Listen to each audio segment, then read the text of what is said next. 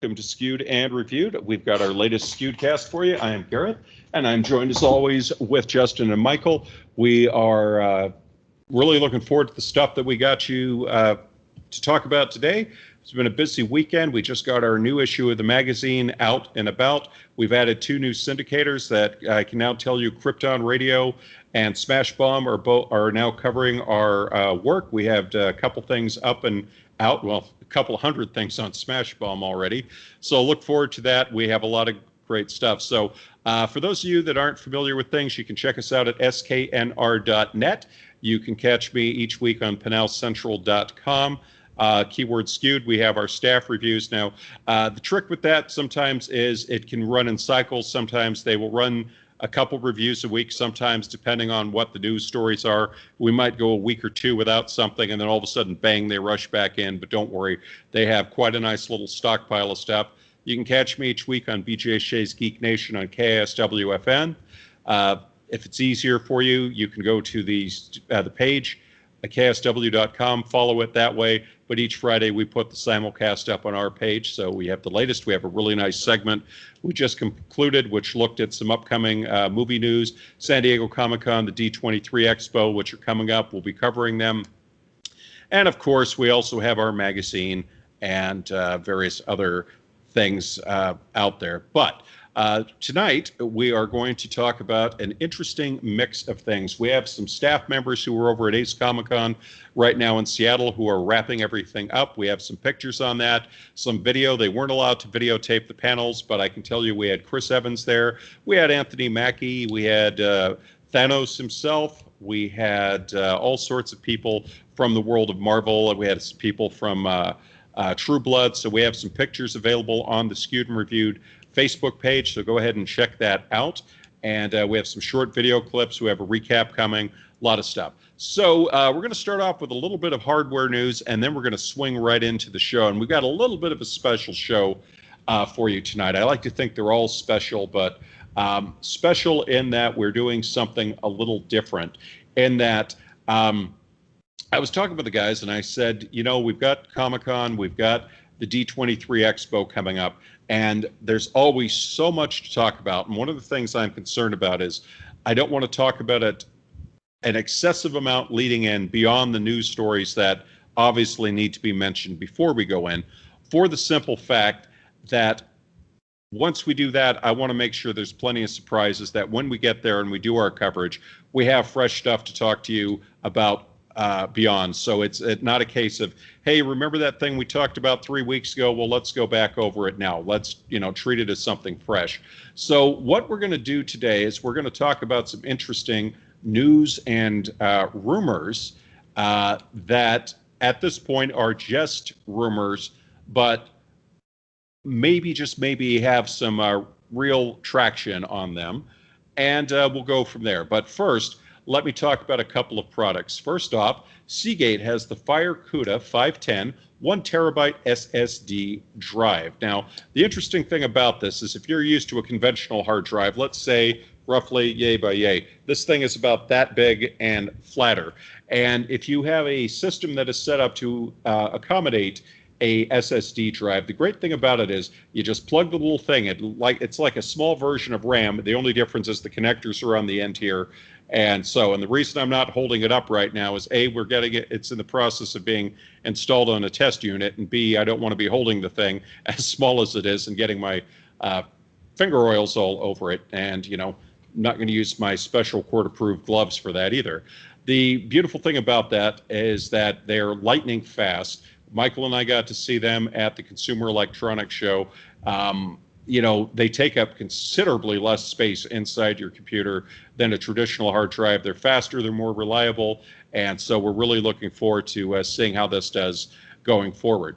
Also wanted to mention two things that have come from Dungeons & Dragons. We have the D&D Essentials Kit, which is available now, and it handles up to 6 players, so this is a good way to get yourself in the game, get playing, and get moving. The other thing is the new book, Dungeons & Dragons RPG Acquisitions Incorporated.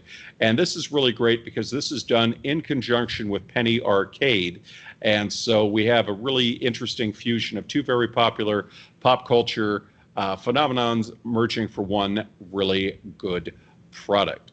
Okay, guys, so switching gears, let's move over to the news and the rumors. And I'm going to put this one under extreme rumors. So Dave Bautista apparently had said, as filming has begun on the new installment of the Fast and Furious, he apparently has said that he's not interested in doing Fast and Furious films because he wants to focus on doing good movies. So a little bit of an ouch there, and I am paraphrasing things.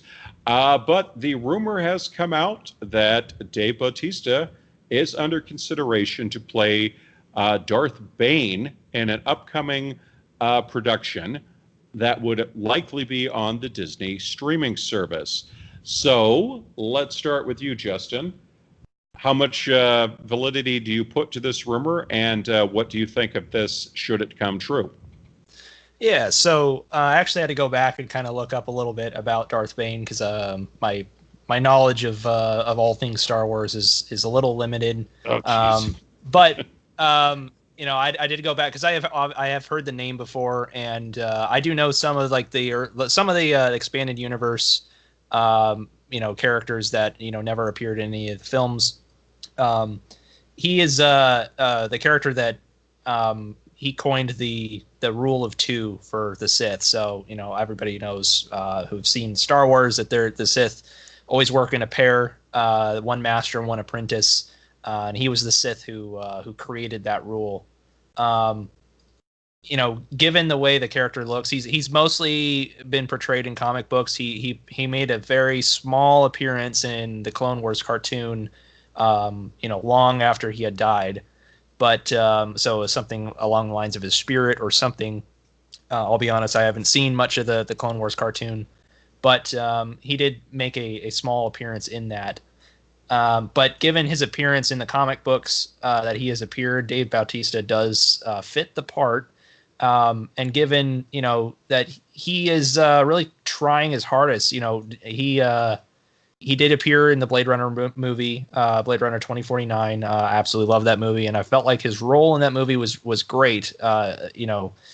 He would obviously Dave Bautista is known more for not his acting role, but what he did before acting. But I do think that he does extremely well in certain roles, and that was one role he did really well as sort of the grizzled replicant military veteran who was basically on the run and trying to hide. He was very, very imposing, very intimidating, very quiet. And obviously, he's also very well known for his role as Drax in Guardians of the Galaxy and the Marvel films. And he has that very funny comedic style. So I do think that Dave Bautista can, I think he definitely has potential given the right roles. And so based on what I know of Darth Bane, my limited knowledge of him, I think, it definitely could work. This kind of comes on the heels of some rumors that we might be seeing some Old Republic related content, and just my very quick cruising of Darth Bane's page on the Wikipedia entry for him. He does have some interaction with Darth Revan, who obviously was the central character in the Old Republic video game. So I do think that if true, and again, as you said, this is a very grain of salt rumor. We have no actual proof of this. This is just rumor phase at this point. But it does make sense that if they are going to be focusing on some Old Republic material, that maybe they are going to be looking at some of the other expanded universe characters from that era or around that era and trying to reintroduce them into the canon. And I absolutely, if this is the direction that they're going, I am absolutely on board.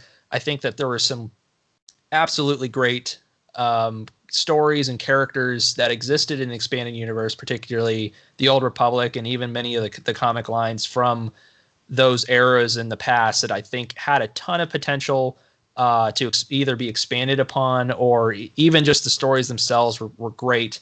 And it was always a shame to me that a lot of that got thrown out. And I think this is a very good first step, if they are doing this, to kind of reintroduce a lot of these things that were really well done in the expanded universe, to kind of reintroduce them into the canon. And it gives Disney a lot of material to pull from.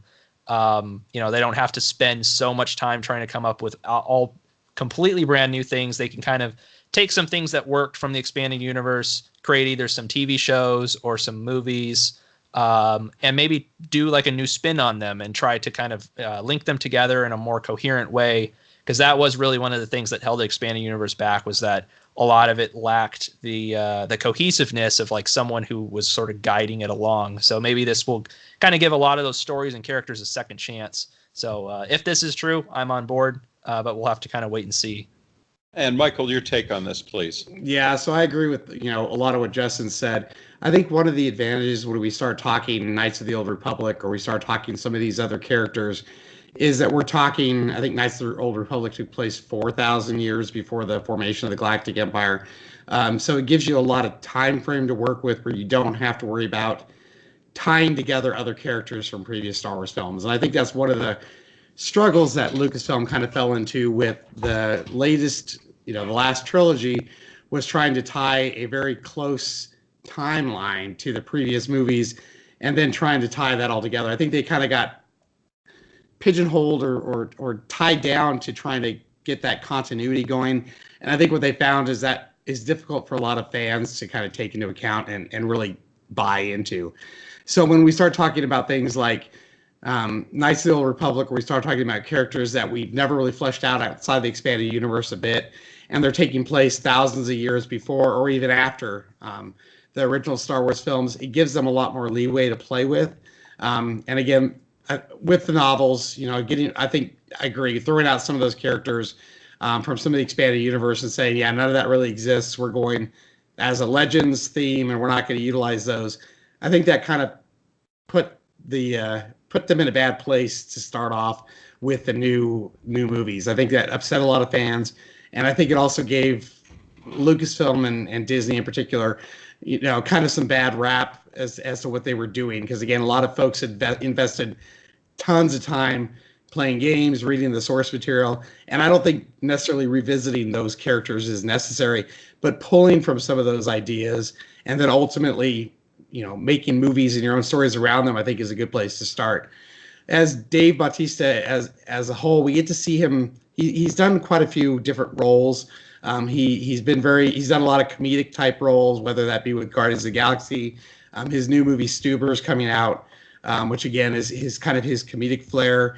I did get the opportunity to see him at CinemaCon, and he's definitely got the range, I think, in a character to really pull off whatever he sets his mind to it. As a Darth Bane character, I mean, let's face it, he's a pretty hot commodity right now. I think he would be a draw for a lot of people, and I think it would give him an opportunity to really show off his range. So I think him in that role would be an interesting role. I mean, again, it takes him away from his comedic roots that he's kind of set, gives him an opportunity to kind of expand on that a bit, and also kind of pulls him away from just being the meat-headed big guy and gives him a little bit more of an opportunity to show off some of the intellectual range and that sort of thing. So I think if this rumor holds true, I think he's a good fit for the character. Where they take it, how far back they're going to go. Again, Knights of the Old Republic and him in general, there's that timeline kind of gets a little fuzzy with me as well as far as how far back we're talking. But again, it gives Disney a lot more room to work. They don't need to worry about the Galactic Empire. They don't have to worry about Palpatine. They don't have to worry about the events of the Skywalker family. Again, this is way before any of that happened. So it gives them an opportunity to explore new galaxies, explore new, ideas, new characters, and they don't have to worry about pulling on as much as what fans, outside of the people who read the books, the fans experience with the movies and the stories as they know them. I think they got away with that with Rogue One. I think Rogue One was a really interesting take on what they can do when they're not really integrating all the characters together. I think with Han Solo, they kind of fell back into trying to tie in characters that everybody knows about, which again puts them in a really difficult position. So I think if they're going to move forward with telling new stories, I think we should make them new stories. Let's go back in the Old Republic. Let's talk years before the Galactic Empire, or let's talk what comes after.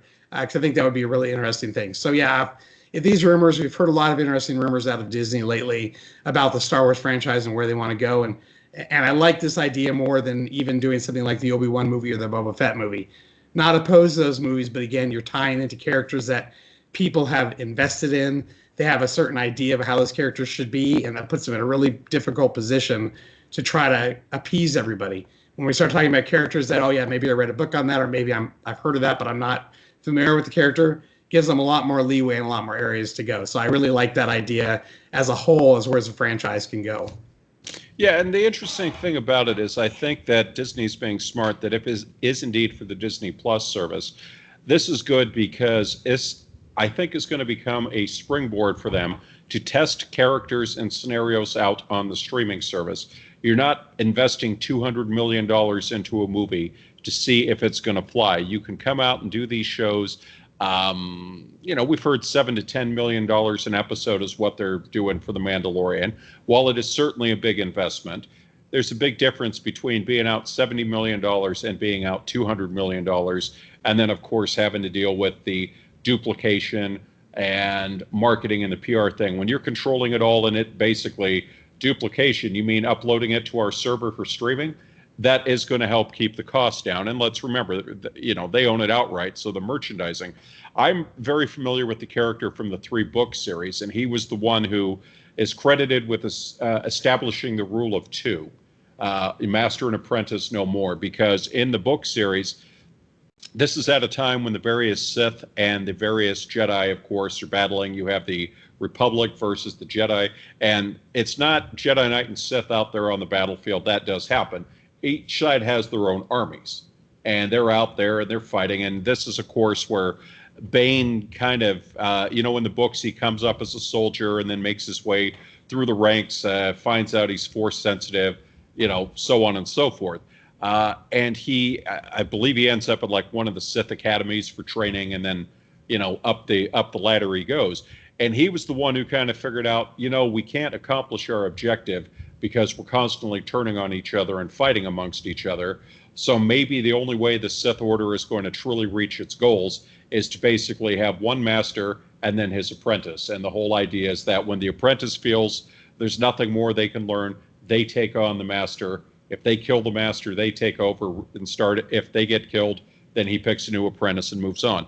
And I've always felt the big thing that the Star Wars films need to address is the whole issue of the Sith. In that, go back to the prequels. Qui-Gon Jinn is attacked by Darth Maul on Tatooine. He says to the Jedi Council, he was well trained in the Force. I think he was a Sith. They immediately shoot that down. Nope. The Sith are gone. It's been over 1,000 years. The Sith are gone. In the second film, Attack of the Clones, Dooku flat out tells Obi-Wan Kenobi, there is a Sith Lord in charge of the Senate. Team up with me. Let's take him down. What's the Jedi Council's response? Well, nah, the dark side likes to deal in deception. Well, lo and behold, all of that was true. Now, whether or not, Dooku probably was trying to play the game of team up with me, Obi-Wan, take out Palpatine, and we'll become master and apprentice, so on. You can debate that forever. The bottom line is, I have always wondered, as old as Yoda is, the Sith were gone before he was even born, a couple hundred years before he was born. What happened 1,000 years ago that they were so convinced the Sith were gone and would never come back? It's known fact, and Yoda is the first one to tell you this, people can fall to the dark side of the Force. Every single Force-enabled person is a potential devotee of the dark side, and that's part of what the Jedi Order was to teach them the right way to shun the darkness and to screen out any potential threats before they got there. So that's what I don't get. What was so hard for them to imagine that in 1,000 years, dark side Force users could still be around? So I felt that was one that they definitely need to address. And, it would be very, very interesting to do that.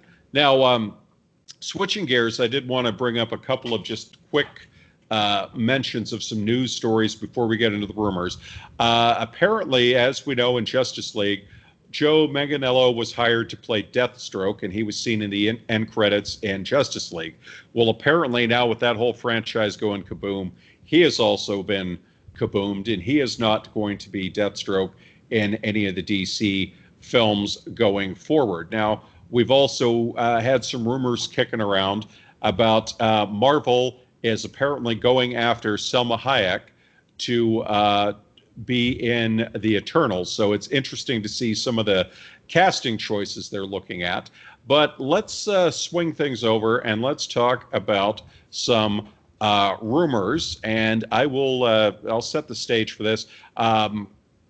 We've got, Marvel has the Fox superhero franchises back in their hands now. X-Men, Deadpool, and of course the Fantastic Four. Now, Kevin Feige at Marvel has said it's going to be a few years until we see these things. Dark Phoenix kind of crashed and burned at the box office. And so the whole questions are, what's going to happen? What's the future? We think we're going to see a lot of that unveiled at their panel at San Diego Comic-Con, as well as the D23 Expo. But Movie Hole and some various outlets have reported some interesting rumors. Now, as I first mentioned to you guys, apparently Marvel has approached Hugh Jackman, saying, is there any way we can get you to play Wolverine a little bit more? He's their first choice. Should they not get him, the rumor is they're going after Taron Egerton to play Wolverine moving forward. So these are definitely interesting there. Now, Egerton, as you know, from Rocket Man and the Kingsman films, he was also rumored to be playing the Green Lantern, as Warner Brothers has been kicking around that franchise trying to reboot it. And it'd be very interesting to see how that plays out. We've also heard news that Dwayne "The Rock" Johnson is potentially going to be playing Submariner, who may have a movie announced very soon. But if all things being equal, the studio would absolutely love him to play Ben Grimm, a.k.a. The Thing, in the new version of the Fantastic Four. Now, these are all just rumors at this time and wish list, and that's very common. I mean, anytime they cast a role, any casting director will tell you, they often have, a list of, wow, this is who we want to get, this is who we can probably get, so on and so forth. And then, of course, you go from there. So, Michael, you start off. What do you think? Well, a couple of things about the Wolverine thing. There's pros and cons to getting Hugh Jackman, right? I mean, obviously the pro is he's played that character for years. So he's kind of what people think about when they think about the movie version of Wolverine. And I think that's a really tough role to fill now because he's played that role so much. So the idea of having him come back as the Wolverine is obviously would be a huge benefit, I think, for the movie franchise itself. The problem we run into is even if he were to come back for a film or two or three, let's face it, he's getting up there to a point where he's going to look like he is out-aging the rest of the X-Men / Marvel universe folks. And, I could believe that he may not want to do it that much longer. Taron Egerton is a good choice, or an interesting choice, because obviously he's kind of the it guy right now, with Rocket Man being as successful as it was. Obviously, he's done the Kingsman movies. He was in Robin Hood, which didn't do so well, but it does show that he's got the action-oriented, star power that they need for that kind of role.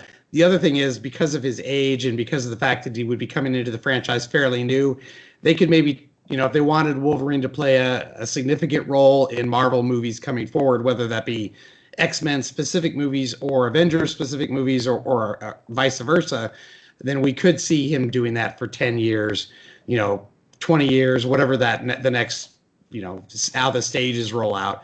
And that would be probably a more realistic thing. So for him to play in that role, I think it would be really difficult for him to jump into that spot. But we have seen some success in that in the past. We've seen with the Star Trek reboots how people have kind of taken to some of those characters fulfilling some of the older character roles. So maybe it's not that big of a jump to think about a younger character kind of taking over the mantle for Hugh Jackman and taking on the Wolverine role. As far as Dwayne Johnson taking on the Thing, again, Dwayne is a huge force in the Disney family. I think that goes without saying. He's obviously very diverse in the movies he's done, everything from comedic roles with things like Jumanji or Rampage, even kind of being that role, or we start seeing things like Fast and the Furious, or we start seeing things like G.I. Joe and the other types of movies he's done. So for him to take on The Thing and maybe bring a comedic element to that role as part of the Fantastic Four reboot, that would be a good choice, I think. Again, depending on when they want to do this and the other supporting characters. So yeah, I think we fall into this with going back to the Star Wars thing.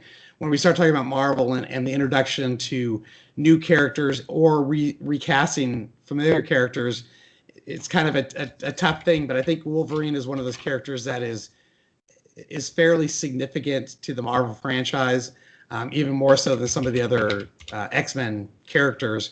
So I think to have him be a prominent figure in the newer Avenger movies coming out and the other Marvel Universe films, I think it's a smart move. And I think they have to start thinking about who's that next up and coming actor who's going to do that. So all in all, I think these are rumors. They're fairly, they're not fairly substantiated at this point. But I think any of those would be, a welcome addition. I think they're good choices for the potential roles that they would need to fill. And Justin, your take, please. Yeah, so I definitely think Michael is correct on this, and just to kind of add to that and echo it a little bit, Marvel in the past has always been very good with its casting. One of the things that is very important to avoid in a cinematic universe like this is having to recast characters, and that's luckily for them they haven't had to do that. The only real notable one, if you remember, that they had to recast was Bruce Banner. Mm-hmm. And that was really like very early in their first phase. That was their big mistake. And if you remember, their big mistake was that they tried to sign on Edward Norton as Bruce Banner. And Edward Norton was already a very big actor at the time. He was one of those actors that, he didn't need the MCU. So the thing is that he could very easily, just sort of reject any sort of deal.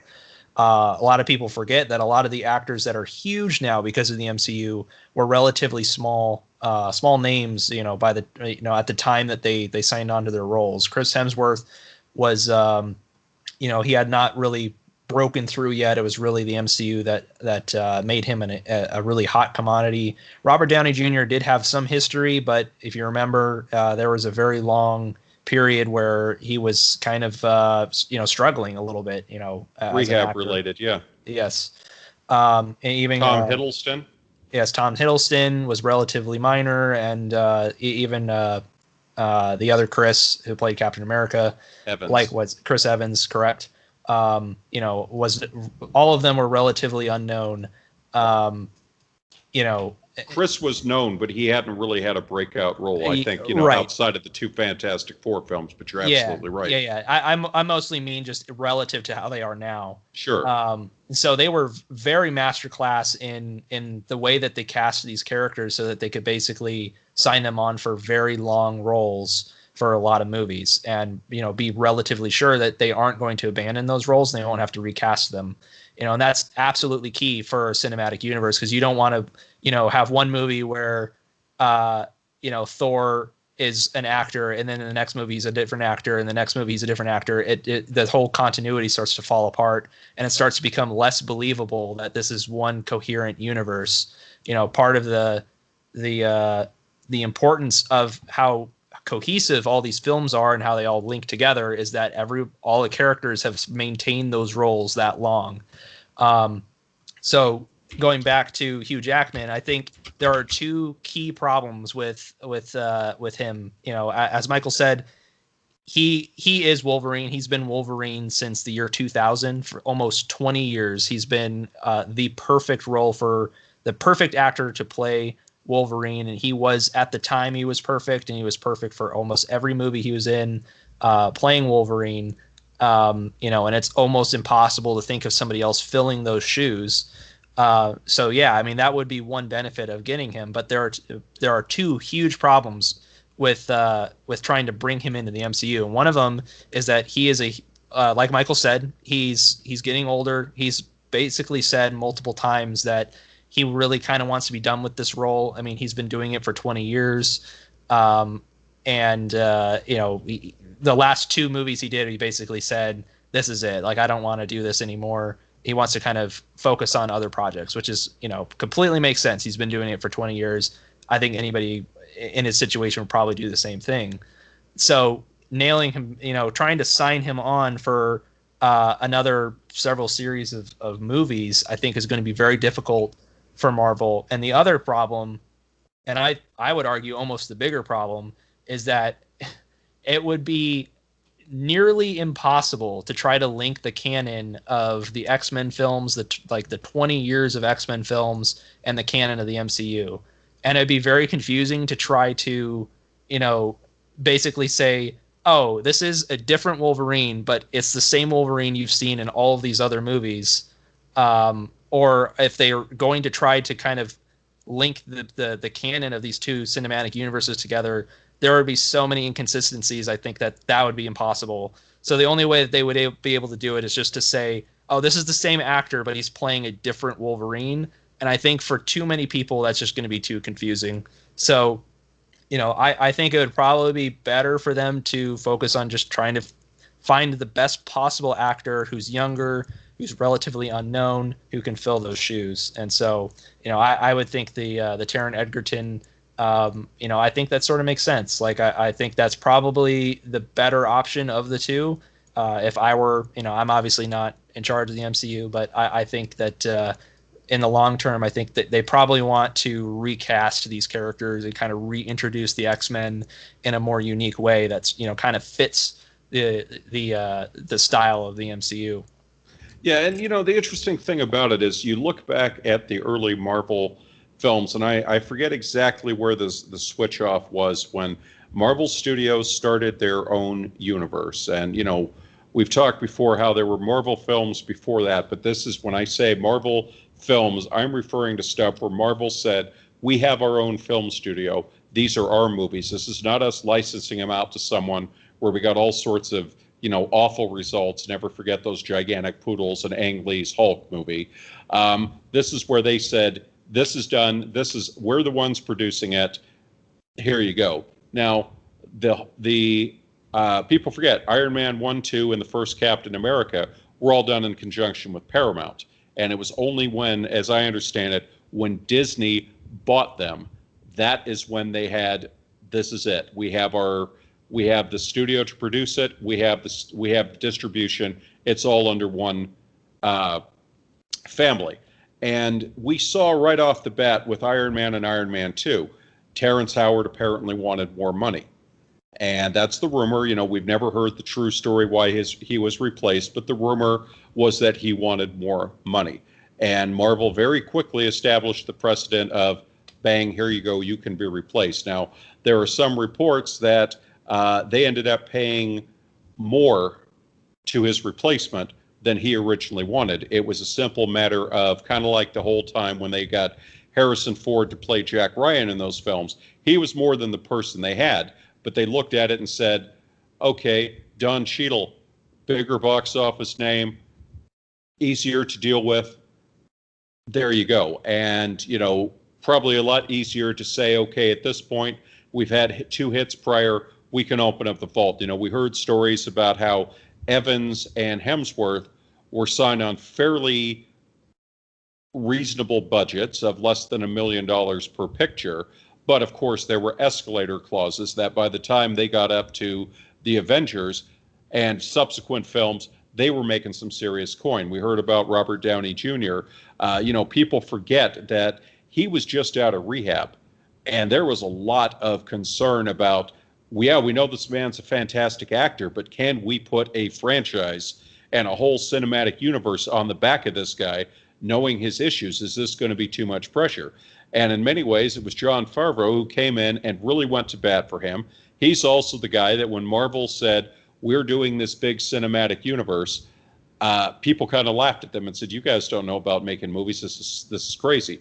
He was the guy who came in and said, not only do I have a storyline for you, I can direct this thing. He gave them legitimacy. And people, going back to the Hulk, Ed Norton was at Universal. We heard again, it all came down to money.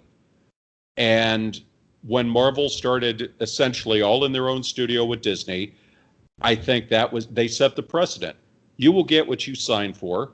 We are going to be very generous with you. And as the franchises continue to succeed, look at the reported Robert Downey Jr.'s take of $75 million for the last film between his profit sharing and all that. And he was apparently making upwards of $40 million per film, his last few ones. They showed very clearly to the cast, we will take care of you if these films succeed.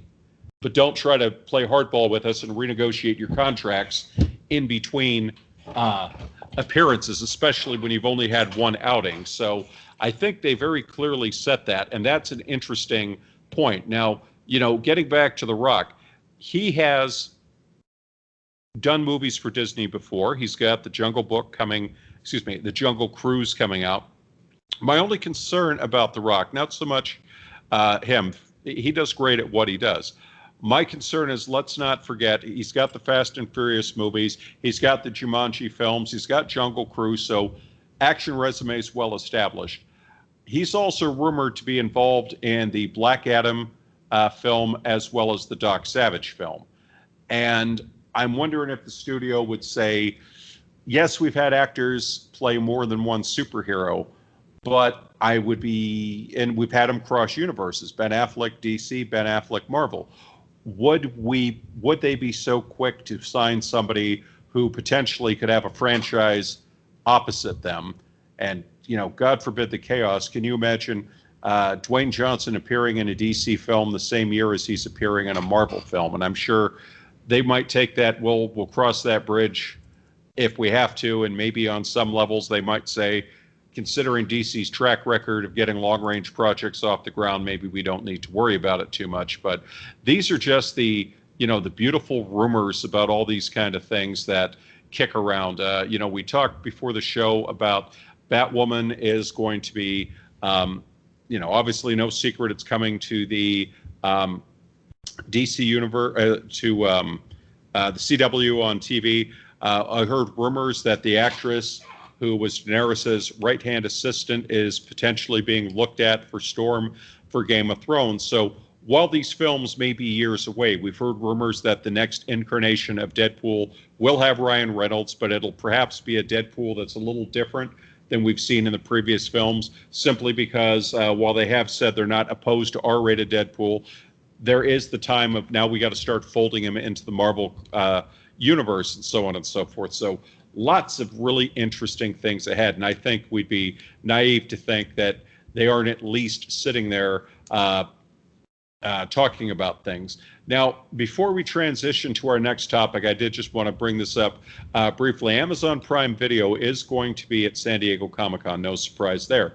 They will be bringing their new show, The Boys, as well as Carnival Row and The Expanse, and they will have a event right across the street from the convention center. Now, I'm not sure, but usually when they're outside the convention center, these are often things that the general public can go to without a ticket. There's a lot of stuff over at Petco Park as well as the general park that they do make available to folks who don't have it. Now, to give you an idea, this is a 60,000 square foot activation located across from the San Diego Convention Center. It's going to run Thursday, July 18th through Sunday, July 21st. There is a preview day for the press on the 17th of July, and it's located at the corner of MLK and 1. So it'll be very interesting to see. They're going to have things like a 40-foot tower with giant LED screens that'll be playing scenes from the show.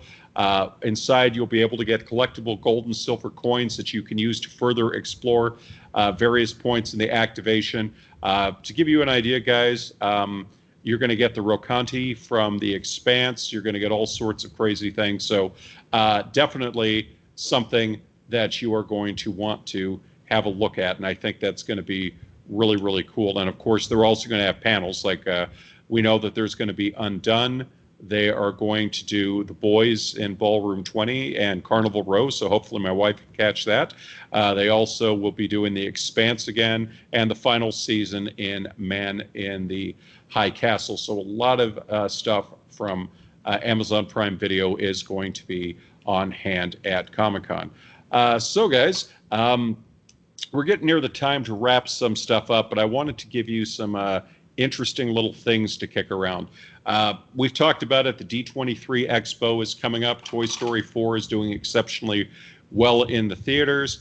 And we have a little bit of news. I posted this a few days ago, but since we have not had a chance to talk about it since the recording, I thought we'd close out with this one. So we got the D23 Expo, Disney's biannual expo, coming August 23rd to the 25th in Anaheim. Now, one of the highlights of this is that we have the big showcase where, Disney live action, Disney animated, Pixar, Marvel, Lucasfilm, all come out and do their pitches for this is what we've got coming in the next couple of years. You've got all the reveals, the stars coming out. You get first look video. I still remember Captain America Winter Soldier, where they showed us a scene that had only been filmed days before because they were still filming the movie, and then they brought Chris Evans, Anthony Mackie out, other stars from the film. Lots of good stuff. Now, we did have confirmed that a lot of questions about how the new Fox properties would be incorporated. We do know The Simpsons is going to be brought into the fold, so they will have a presence there. But to give you an idea of some of the things that they have coming out, there is a go behind the scenes with Walt Disney Studio. There's all kinds of stuff on the show floor, including stuff from Frozen 2 and onward, which obviously are coming. And there will be lots of standees. We're going to have pictures and all of this. There's a Little Mermaid 30th anniversary celebration. I don't know if that makes any of you feel old, that it's 30 years old already. And of course, we've heard reports that Melissa McCarthy will be playing Ursula in the film. And they're going to bring Jodie Benson herself, who voiced Ariel, out to do that. Hidden Gems, the Walt Disney Animation Studio, all sorts of various things like that. I don't want to spoil all the surprises. But those are just some of the things that you have to look forward to. So, rounding out the show today, we'll start with you, Justin. What would you like? I think I know the answer to this, but I'm going to throw it out there anyway. You can mention Disney, you can do Marvel, you can do Star Wars, or you can play around in the Fox universe. What would you like to see them talk about at the D23 Expo? And you're not limited to TV shows or movies. You can go to theme park stuff, cruise stuff, hotel stuff, streaming service, anything Disney. What would you like? Honestly, for me, I think what would excite me the most is for them to come out and kind of give us sort of a broad outline. I know it's not realistic to expect that, a new Alien or a new Predator movie is going to be announced D23 so soon after the Fox acquisition. But I think I would be very content. I would be excited and more relieved if we got a very clear kind of outline of, hey, this is kind of in the early stages. This is kind of what we're planning for the different Fox properties like Alien and Predator and things like that. I know they've come out and they've said that they are they are dedicated to those franchises, but we don't really know what that means yet. So something concrete, even if it's not an official announcement of a new movie or anything specifically in development. But maybe even just like announcing a group of producers who will be kind of helming some sort of new series of projects or cinematic universe or something alien related.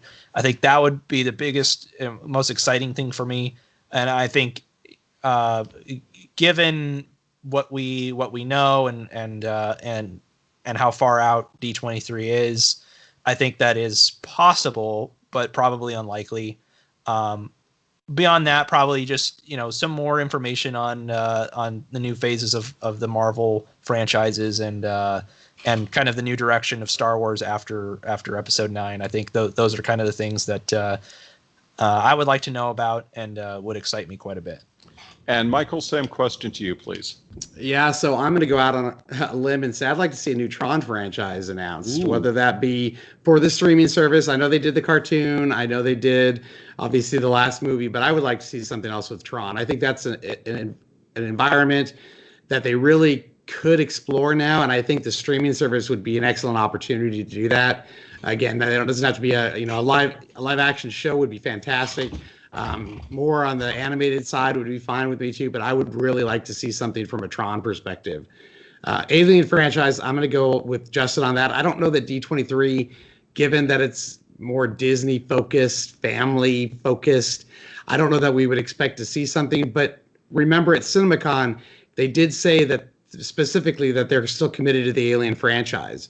And I think as part of that commitment might simply be, again, I don't necessarily think we're going to get the new Alien movie is going to come out next year, but something that says, yeah, we are committed to it, and what that commitment means. Does that mean we might see more streaming content coming for the Alien franchise, or are they going to announce that they're in the works for bringing something to the big screen?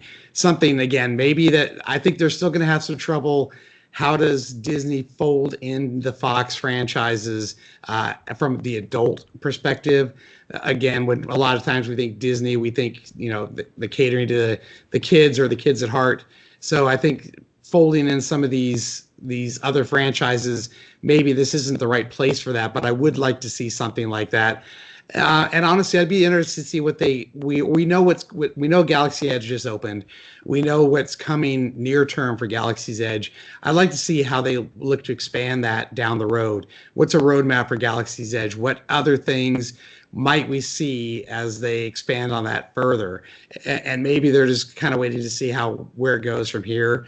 But I would like to see some of that. So all in all, those are kinds of things that I would really. I'm not necessarily expecting some of those things, obviously, but I think if we had an opportunity, those would be some of the things that I'd be looking forward to hear more about.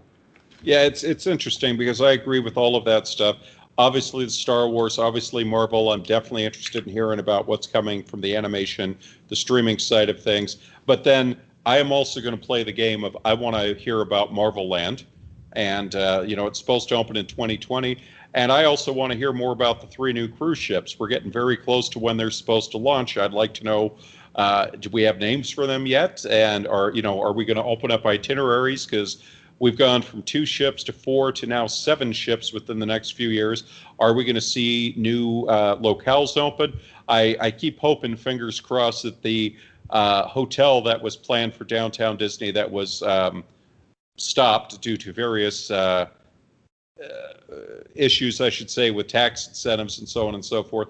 I would love to hear about more resorts coming, stuff for the DVC Club, things like that. But of course, would be very, very interesting to see what's coming. I think it's pretty safe to say they've got a lot of stuff, and they've definitely really stepped up the press releases in the last couple of weeks. So I think as we get closer, because let's not forget, we're still about 6-7 weeks out from the show. So they have plenty of time, and I'm curious if they're going to go full bore or if they're going to back off a little bit before Comic-Con and then come, great guns out right after that. It's going to be interesting to see. Well, guys, we covered a lot of stuff tonight, as we usually do, so I think we've got everything we need. Until next week, folks, take care, have a very safe week, and we will talk to you later.